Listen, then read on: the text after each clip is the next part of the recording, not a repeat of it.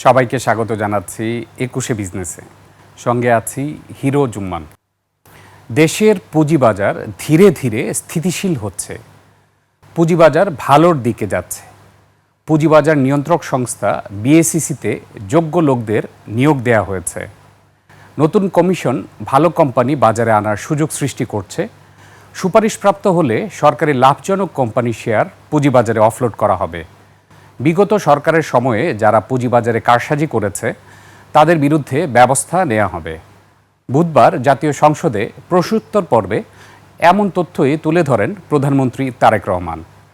পুঁজিবাজারের স্থিতিশীলতা ও বিনিয়োগকারীদের আস্থা ফেরাতে বর্তমান সরকার বদ্ধপরিকর বলেও জানান প্রধানমন্ত্রী। বর্তমান সরকার শেয়ার মার্কেটের স্থিতিশীলতা ফিরিয়ে আনা সহ বিনিয়োগকারীদের আস্থা পুনরুদ্ধারের জন্য বদ্ধপরিকর। সরকার ইতিমধ্যে বিনিয়োগকারীদের আস্থা বৃদ্ধিতে সুশাসন, স্বচ্ছতা, জবাবদিহিতা, পণ্যের বৈচিত্র্যকরণের মাধ্যমে বাজারের গভীরতা বৃদ্ধি, বিনিয়োগ শিক্ষার প্রসার ইত্যাদির মাধ্যমে উন্নত এবং টেকসই পুঁজিবাজার গঠনের উদ্যোগ গ্রহণ করেছে। ধীরে ধীরে পুঁজিবাজারের অবস্থার পরিবর্তন ঘটছে এবং এটি ভালো করছে ধীরে ধীরে। মাননীয় স্পিকার, যে সকল কর্মসূচি এর মধ্যে অগ্রাধিকার দেওয়া হয়েছে তার দু একটি আপনার সামনে আমি উল্লেখ করতে চাই। যেমন বিনিয়োগকারীদের আস্থা বৃদ্ধিতে সুশাসন, স্বচ্ছতা, জবাবদিহিতা নিশ্চিতকরণের লক্ষ্যে সরকার 4 জুন 2026 তারিখে পুঁজিবাজার বিষয়ে দক্ষ এবং অভিজ্ঞতা সম্পন্ন একজন চেয়ারম্যান ও 3 জন কমিশনারকে বাংলাদেশ সিকিউরিটিজ অ্যান্ড কমিশনের নিয়োগ প্রদান করেছে। নতুন কমিশন দায়িত্ব গ্রহণের পরপরই বাজারে বিদ্যমান ফ্লোর প্রাইস প্রত্যাহার করেছে। লাভজনক সরকারি মালিকানাধীন কোম্পানিসমূহের শেয়ার স্টক এক্সচেঞ্জে অফলোডের মাধ্যমে সরাসরি তালিকাভুক্তকরণে উদ্বুদ্ধ করা, এছাড়াও বহুজাতিক কোম্পানি সহ উচ্চ মূলধন সম্পন্ন কোম্পানিসমূহের শেয়ার স্টক এক্সচেঞ্জ অফলোডের মাধ্যমে সরাসরি তালিকাভুক্তকরণের সুযোগ সৃষ্টি করেছে। এসএমই কোম্পানিসমূহ ভালো মৌলভিত্তি সম্পন্ন কোম্পানি সমূহ পুঁজিবাজারের তালিকাভুক্ত করা, পুঁজিবাজার কারসাজি বন্ধে অনিয়ম সংক্রান্ত তথ্য প্রকাশ এবং প্রদানকারীর প্রয়োজনীয় সুরক্ষা ও উৎসাহ প্রদানের ব্যবস্থা গ্রহণ করা। মাননীয় স্পিকার, আরও অনেকগুলো ব্যবস্থা সরকার গ্রহণ করেছে, কিন্তু যেহেতু সংসদের সময় অত্যন্ত মূল্যবান, বাকি যেগুলো ব্যবস্থা গ্রহণ করেছে সেগুলোকে আমি পঠিত বলিয়া গণ্য করার জন্য অনুরোধ করছি। ধন্যবাদ মাননীয় প্রধানমন্ত্রী। উত্তরের বাকি অংশ পঠিত বলে গণ্য করা হলো। মাননীয় সদস্য এবিএম মোশাররফ হোসেন একটি সম্পূরক প্রশ্ন করতে পারেন, সংক্ষেপে প্রশ্ন করবেন। ধন্যবাদ মাননীয় স্পিকার। আমি মাননীয় প্রধানমন্ত্রীর কাছে জানতে চাচ্ছি যে সরকারি অনেক প্রতিষ্ঠান আছে যাদেরকে এখনও পুঁজিবাজারে শেয়ার আনা হয় নাই। এই সরকারি শেয়ারগুলি পুঁজিবাজারে আনার জন্য সরকার কোনো পরিকল্পনা গ্রহণ করবেন কি না? মাননীয় প্রধানমন্ত্রী। মাননীয় সংসদ, আপনাকে ধন্যবাদ। সরকারের অনেকগুলো কোম্পানিকে আনা হয়নি, সরকারি কোম্পানি, এগুলো আমরা অ্যাসেস করে দেখব।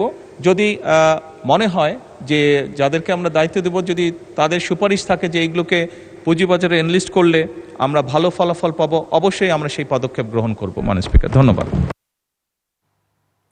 দর্শক শুনছিলেন পুঁজিবাজার নিয়ে মাননীয় প্রধানমন্ত্রীর বক্তব্য। এবার জানিয়ে দিচ্ছি আজকের পুঁজিবাজারের সর্বশেষ পরিস্থিতি, এবং আমরা এই বক্তব্যের শেষে যেটি বুঝতে পারলাম যে পুঁজিবাজার নিয়ে সরকার যথেষ্ট আন্তরিক। সরকার দুইটি বিষয় খুবই গুরুত্ব দিচ্ছে: পুঁজিবাজারে বিনিয়োগকারীদের আস্থা ফেরানো এবং পুঁজিবাজারে স্থিতিশীল পরিবেশ সৃষ্টি করা। এই জন্য সরকার কি কি পদক্ষেপ নিয়েছে তার বিস্তারিত আপনারা দেখলেন। এরপর আমরা দেখেছি কি কি পদক্ষেপ নিতে যাচ্ছে। এর মধ্যে উল্লেখযোগ্য কিছু বিষয় আপনাদের সামনে তুলে ধরতে চাচ্ছি। আপনারা জানেন যে সরকারি ভালো মৌলভিত্তি সম্পন্ন যে শেয়ারগুলো অফলোড করার ব্যাপারে আলোচনা চলছে, এটি কিন্তু অনেক দিন যাবতই চলছে, অন্তর্বর্তী সরকারের আমল থেকে চলছে, এবং এক্ষেত্রে আইসিবিকে দায়িত্ব দেওয়া হয়েছিল সরকারের যতগুলো মন্ত্রণালয় রয়েছে তাদের সাথে যোগাযোগ করে মিটিং করে এইগুলো ফলো আপ করার জন্য। কিন্তু আপনারা জানেন পুঁজিবাজার বিশ্লেষকরা যেটি বলছেন যে আইসিবির ভূমিকা আরও জোরদার করা উচিত। শুধুমাত্র আইসিবিকে দিয়ে মিউচুয়াল ফান্ড ম্যানেজ করা নয়, আইসিবি যেন পুঁজিবাজারে ভূমিকা রাখতে পারে, নতুন নতুন ভালো কোম্পানি নিয়ে আসা, বিশেষ করে সরকারি কোম্পানিগুলোকে পুঁজিবাজারে নিয়ে আসা, বহুজাতিক ভালো ভালো কোম্পানিগুলোকে পুঁজিবাজারে নিয়ে আসতে পারে। এই জন্য আইসিবি সহ আইসিবির পাশাপাশি আরও যেন প্রতিষ্ঠান গড়ে ওঠে পুঁজিবাজারে অবদান রাখার জন্য। এছাড়া আপনারা জানেন যে আইসিবি সরকার থেকে যে লোন নিয়েছিল, এই লোনের সুদের ক্ষেত্রেও কিছুটা শিথিলতা অবলম্বন করা হচ্ছে। তারপরে কিন্তু আইসিবির পোর্টফোলিও অবস্থা খুব একটা সুবিধাজনক অবস্থানে নয় বলে বলছেন বাজার বিশ্লেষকরা। সব কিছু মিলে আইসিবিকে স্বয়ংসম্পূর্ণ করা, আরও শক্তিশালী করা, আইসিবির মতো আরও প্রতিষ্ঠান যেন পুঁজিবাজারে আসতে পারে এবং পুঁজিবাজারে অবদান রাখতে পারে, এটির উপর জোর দেওয়ার কথা বলছেন বাজার বিশ্লেষকরা। এছাড়া আরেকটি বিষয় আপনাদেরকে জানিয়ে রাখি, শুধুমাত্র সরকারি কোম্পানি পুঁজিবাজারে আনা নিয়ে গুরুত্ব দেয়নি, এর পাশাপাশি গুরুত্ব দেওয়া হয়েছে বহুজাতিক ভালো ভালো কোম্পানি। তাছাড়া এসএমই বোর্ডে আরও ভালো ভালো কোম্পানি আনার ব্যাপারেও সুপারিশ করা হয়েছে। এসএমইর ক্ষেত্রে ভালো মূল্যভিত্তি সম্পন্ন আনার জন্য সুপারিশ করা হয়েছে। এর পাশাপাশি আপনারা শুনলেন যে পুঁজিবাজারের নতুন নেতৃত্ব এসছে, বিএসইসি এর চেয়ারম্যান নিয়োগ দেওয়া হয়েছে, সাথে 3 জন কমিশনার নিয়োগ দেওয়া হয়েছে। তার পরপরই ফ্লোর প্রাইস বাতিল করা হয়েছে। রিসেন্টলি আমরা দেখেছি ঢাকা স্টক এক্সচেঞ্জকে নিয়ন্ত্রণ দেওয়া হয়েছে সার্কিট ব্রেকারের সীমা নির্ধারণ করার ক্ষেত্রে। সব কিছু মিলে পুঁজিবাজার নিয়ে যথেষ্ট আন্তরিক রয়েছে প্রধানমন্ত্রী, যার ফলশ্রুতিতে আমরা গত সপ্তাহে দেখেছি লেনদেনের পরিমাণ 50% বৃদ্ধি পেয়েছে। এর আগে সপ্তাহে ডেইলি অ্যাভারেজ লেনদেনের চেয়ে গত সপ্তাহে 50% লেনদেন বৃদ্ধি পেয়েছে।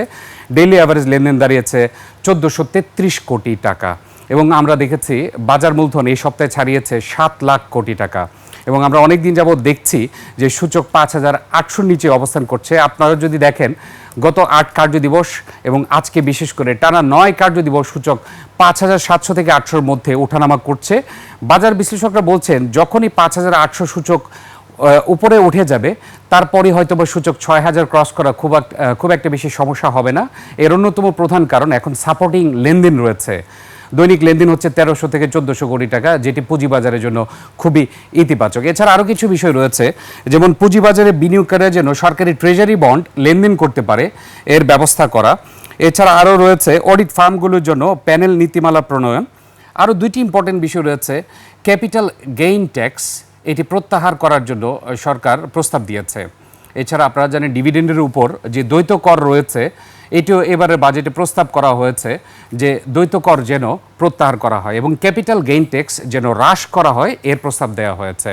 সব কিছু মিলে পুঁজিবাজারের এই পজিটিভ যে সিদ্ধান্তগুলো রয়েছে এগুলো যেন বাস্তবায়ন হয় এবং বাস্তবায়ন করার জন্য যারা সংশ্লিষ্ট মন্ত্রণালয় অথবা কর্তৃপক্ষ রয়েছে তারা যেন রেগুলার ফলো আপ করে এর চূড়ান্ত পর্যায়ে নিয়ে যেতে পারে, এটি আশা করছেন বাজার বিশ্লেষকরা। আমরা এখন দেখে নিচ্ছি ঢাকা শেয়ার বাজার আজকের অবস্থান কেমন রয়েছে। আপনারা জানেন আজকে দিনের শুরুটা করেছিল 5700 পয়েন্ট থেকে 5806 পয়েন্টে। দিনের শুরুতে আমরা 36 পয়েন্ট আপ দেখেছি, তারপর কিছুটা ওঠানামা রয়েছে। আমরা কিছুক্ষণ আগে দেখেছি সূচক 26 পয়েন্ট বৃদ্ধি পেয়ে 5796 পয়েন্ট অবস্থান করছে এবং যেটা আপনাদেরকে বলছি যে 8 কার্যদিবস বাদ দিলে আজ সহ 9 কার্যদিবসে এই সূচক 5700 থেকে 800-র মধ্যেই রয়েছে, অর্থাৎ 5800 ক্রস করতে পারছে না। তবে লেনদেনের গতি এরকম থাকলে 5800 যদি ক্রস করে যায়, সাইকোলজিক্যাল যে ব্যারিয়ার রয়েছে সেটি হয়তো বা অবসারণ হয়ে যাবে। এছাড়া আপনারা দেখতে পাচ্ছেন এখন মোট লেনদেন হওয়া কোম্পানিগুলোর মধ্যে 233টি কোম্পানির দর বৃদ্ধি পেয়েছে, কমেছে 97টি কোম্পানির শেয়ারের দাম, অপরিবর্তিত রয়েছে 62টি কোম্পানির শেয়ারের দাম। এছাড়া লেনদেন হয়েছে 1000 কোটি টাকার কাছাকাছি, এখন পর্যন্ত 991 কোটি টাকা লেনদেন হয়ে গিয়েছে ইতিমধ্যে। আমরা যদিও কয়েক মাস আগে দেখেছি লেনদেন হতো 250 থেকে 300 কোটি টাকা, সেই অবস্থান থেকে এখন কিন্তু দিন শেষে লেনদেন 1300-1400 কোটি টাকা হচ্ছে, যেটিকে সবচেয়ে ইতিবাচক দিক বলছেন বাজার বিশ্লেষকরা। মোট লেনদেন হওয়া কোম্পানিগুলোর মধ্যে আজ টপ ট্রেডে রয়েছে ইস্টার্ন হাউজিং লিমিটেড প্রথম অবস্থানে, 33 কোটি 28 লক্ষ টাকা লেনদেন হয়েছে। মালিক স্পিনিং মিলস রয়েছে দ্বিতীয় অবস্থানে, 26 কোটি 86 লক্ষ টাকা লেনদেন হয়েছে। জেনেক্স ইনফোসিস লিমিটেড রয়েছে তৃতীয় অবস্থানে, 26 কোটি 35 লক্ষ টাকার লেনদেন হয়েছে। Faris knitting and dyeing industries limited রয়েছে চতুর্থ অবস্থানে, 25 কোটি 26 লক্ষ টাকা লেনদেন হয়েছে। কর্ণফুলী রয়েছে পঞ্চম অবস্থানে, 23 কোটি 79 লক্ষ টাকার লেনদেন হয়েছে এখন পর্যন্ত। এবং আমরা দেখতে পাচ্ছি টপ ট্রেডের 5টি প্রতিষ্ঠানের মধ্যে 5টি প্রতিষ্ঠানের দর বৃদ্ধি পেয়েছে এখন পর্যন্ত। এর মধ্যে সর্বোচ্চ বৃদ্ধি পেয়েছে আমরা দেখতে পাচ্ছি 6.73% Faris knitting and dyeing. Top ট্রেডের পাশাপাশি দেখে নিতে যাচ্ছি টপ গেইনারে কারা রয়েছে। শতাংশের দিক থেকে যে সকল প্রতিষ্ঠান সবচেয়ে বেশি বৃদ্ধি পেয়েছে এর মধ্যে প্রথম 2টি অবস্থান রয়েছে অ্যাটলাস বাংলাদেশ এবং জিল Bangla sugar mill.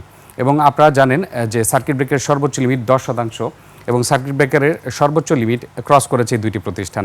Emerald oil রয়েছে তৃতীয় অবস্থানে, 9.92% বৃদ্ধি পেয়েছে। চতুর্থ অবস্থানে রয়েছে মেঘনা ইন্স্যুরেন্স, 9.88% বৃদ্ধি পেয়েছে। ওসমানিয়া গ্লাস রয়েছে পঞ্চম অবস্থানে, 9.86% বৃদ্ধি পেয়েছে। আমরা যেহেতু দেখেছি 223টি কোম্পানির দর বৃদ্ধি পেয়েছে, আজ কিন্তু দর কমার সংখ্যাটা খুবই কম। এর মধ্যে যারা টপ লুজারে রয়েছে তাদের অবস্থানটাও দেখিয়ে দিচ্ছি। টপ লুজারে হয়তো বা সার্কিট ব্রেকারের সর্বোচ্চ লিমিট পর্যন্ত আজ কোনো প্রতিষ্ঠান পাওয়া যাবে না, যেটি আমরা দেখতে পাচ্ছি। ইনটেক 6.05% দর হারিয়েছে, ফার্স্ট ফাইন্যান্স 4.76% দর হারিয়েছে, NCC bank first mutual fund তৃতীয় অবস্থান রয়েছে 3.92% দর হারিয়েছে, আইসিবি ইসলামিক ব্যাংক 3.5% দর হারিয়েছে, সিঙ্গার বাংলাদেশ 3.21% দর হারিয়েছে এখন পর্যন্ত। এখন আমরা কিছুটা সেক্টর ওয়াইজ মুভমেন্ট দেখতে চাই। আজকে টেক্সটাইল সেক্টরে বেশ আধিপত্য রয়েছে। টেক্সটাইল সেক্টরে আমরা কুইকলি দেখে নিতে চাচ্ছি যে কতটি শেয়ারের দর বৃদ্ধি কমার পাশাপাশি কতটি শেয়ার টপ ট্রেড হয়েছে। টেক্সটাইল খাতের টপ ট্রেডের জন্য আমরা অপেক্ষা করছি। এর পাশাপাশি বলে রাখি, আপনারা দেখেছেন আজকে মাননীয় প্রধানমন্ত্রী পুঁজিবাজার নিয়ে যে বক্তব্য দিয়েছে সংসদে, প্রশ্নোত্তর পর্বে পুঁজিবাজারের যে ভালো ভালো দিকগুলো, কী কী পদক্ষেপ নিয়েছে সরকার এবং কী কী পদক্ষেপ নিতে যাচ্ছে, এগুলো বাস্তবায়ন করা হয়েছে। টেক্সটাইল সেক্টরে আমরা টপ ট্রেড দেখে নিচ্ছি। প্রথম অবস্থান রয়েছে মালিক স্পিনিং মিলস, দ্বিতীয় অবস্থান রয়েছে ফারেস্ট নিটিং অ্যান্ড ডাইং, তৃতীয় অবস্থান রয়েছে ড্রাগন সোয়েটার, চতুর্থ অবস্থান রয়েছে অ্যাপেক্স স্পিনিং, পঞ্চম অবস্থান রয়েছে শার্প ইন্ডাস্ট্রিজ। এবং টেক্সটাইল সেক্টরে 5টি প্রতিষ্ঠানের মধ্যে একটি প্রতিষ্ঠান দর হারিয়েছে এখন পর্যন্ত। আমরা দেখে নিলাম টেক্সটাইল খাতের টপ ট্রেডের অবস্থা। সব কিছু মিলে সপ্তাহের শেষ কার্যদিবসে আশা করা যেতে পারে পজিটিভ মুভমেন্ট থাকবে, কারণ আপনারা জানেন 2 কার্যদিবস উত্থান হয়েছে, 2 কার্যদিবস পতন হয়েছে। আজকের উত্থান নিয়ে শেষ করলে হয়তো বা পুঁজিবাজারের ইতিবাচক ধারা নিয়ে শেষ হবে ঢাকা শেয়ার বাজার লেনদেন। দর্শক, এবার নিচ্ছে একটা বিরতি, ফিরছি একটু পরে, ততক্ষণ আমাদের সঙ্গেই থাকুন।